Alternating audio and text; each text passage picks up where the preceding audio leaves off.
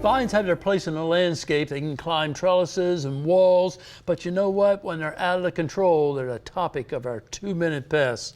And Amy's with me here, and we're talking about some of the different vines. And why don't you start with this one here? All right, well, we've got a lot of vines here, but this one is called the air potato vine, and many of you have probably seen this before. You can see it at the bottom. There's kind of a little potato root. Looks like a little tiny potato. Some of them, I've actually seen them the size of a baseball. Yeah, I know some of them are big. This one here is just a little small off the side, but you know, that can start another plant. Yeah, do we want to do that? I'm not sure. Now, I wonder, this came out of my yard. I'm not proud of this, okay?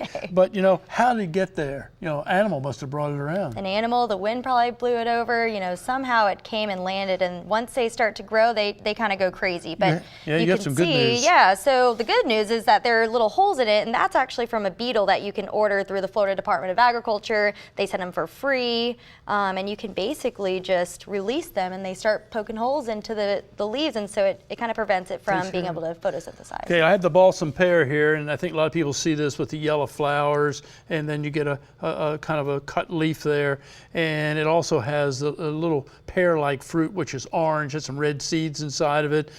Don't eat them unless you know what you're doing, but this one here is easy to take care of. You just pull up the roots. Tell us about this one. This is a stinky. Yeah, so this one smells. I don't even know if I want to touch it. This one is a skunk vine. You can see it. It smells pretty bad. The flowers on it are pretty cute though. They look really nice. I guess the way you'd get rid of it is just through some sort of brush killer. You know, you try to really pull the roots out of the ground.